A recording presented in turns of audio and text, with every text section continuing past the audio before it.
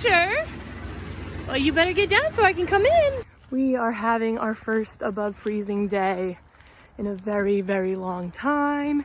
And not only is it above freezing, it's like low 50s out, which is genuinely my favorite weather. And we haven't been on a hike in so long. I was so excited to go on this hike that I forgot to get a map. Not that maps do me any good, but if I manage to get lost with a map, imagine how fun it'll be without a map.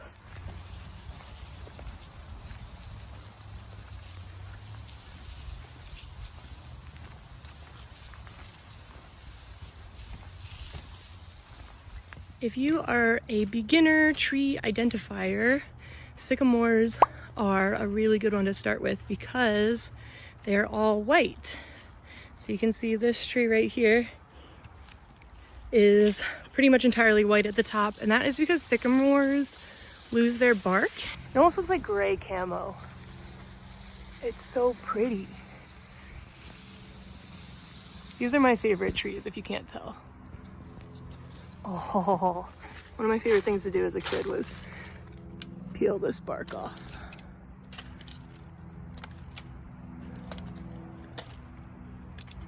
Another easy one this time of year is the American beech, because they are the last ones to lose their leaves.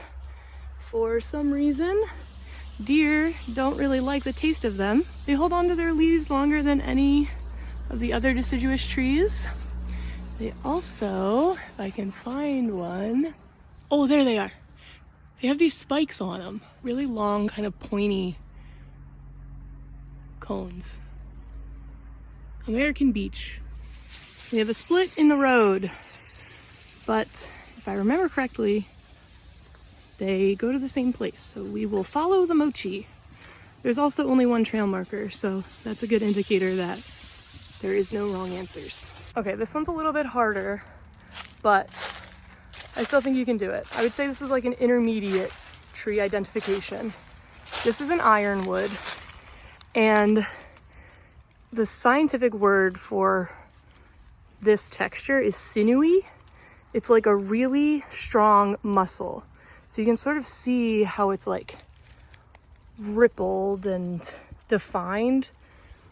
No other tree in this area grows like that. I did not notice this the last time I was here, but look at all this bamboo. Holy smokes. It's so thick. Goes all the way down here. Oh my gosh. I have a lot of fun facts about bamboo. The reason bamboo grows so thick is because it is all one plant for the most part. There might be a couple of plants in that big stand, but the root will go down into the ground and then sideways, and then the root of that original plant will pop up a new little sprout. That type of growth has a specific name that I do not remember right now, but the even funner fact that I learned from working at the Dallas Zoo for a year is that a tiger's stripes are actually very effective camouflage for its native habitat, which are bamboo forests, because when the sun shines through a stand of bamboo, it comes in streaks and striations, which perfectly match a tiger's stripes. Hey, we're gonna hang out for a minute. Come enjoy the view with me.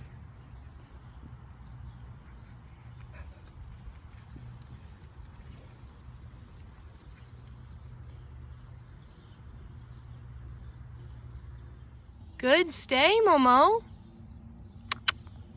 Good come. Oh my goodness. Could I even ask for a better pup? I don't think so.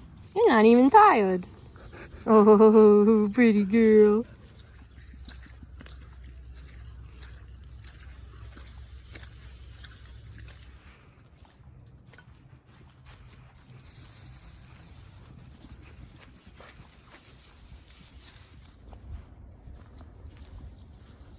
Won't you come?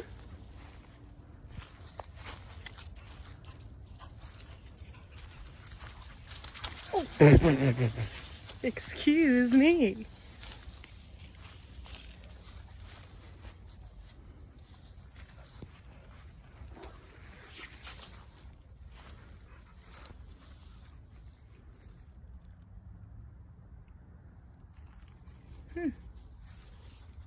What'd you think?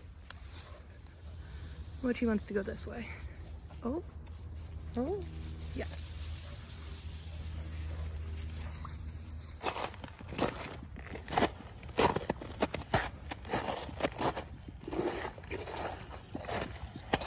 So this is really cool. The habitat has changed a little bit because there are now white pines around a lot. And the ground is much softer and quieter because of all their needles.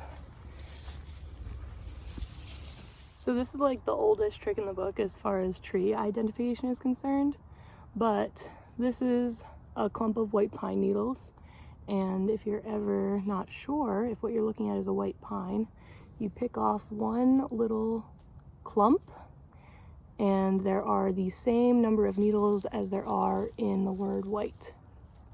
And once you've identified your white pine, you can collect the needles and make tea.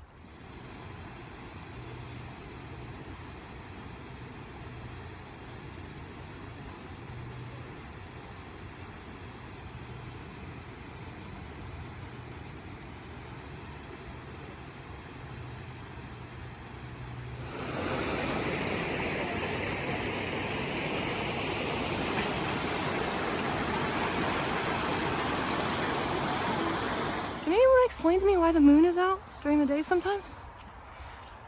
Oh, we are headed back now. My phone may die before we get to the truck, but I am so glad we finally got to the end of this trail because it goes down to that water spot. There's a nice big sitting rock, and I am so excited to come back. Mochi, no need to be rude. So this might just look like a big old field, but grassland is actually a very endangered habitat.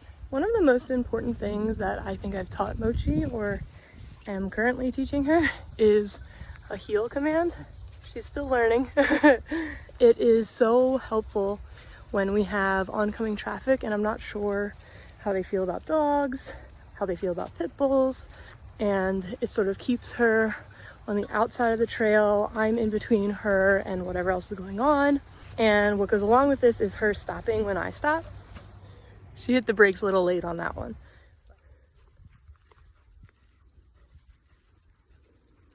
Okay. It's hard for her to do all this work, so I like to give her a little energy break where she can do whatever she wants. Because imagine like sitting still in a classroom all day, you're not really gonna learn unless you get a little recess or a little fidget time, a little nap time. So this is like her recess. So I am not gonna tell you where we're hiking today because there's hardly ever anyone here and I kind of wanna keep it that way. I'm being a little selfish.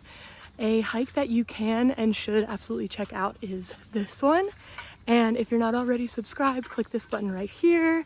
Mochi and I would greatly appreciate your company, and I'll see you next time. Bye.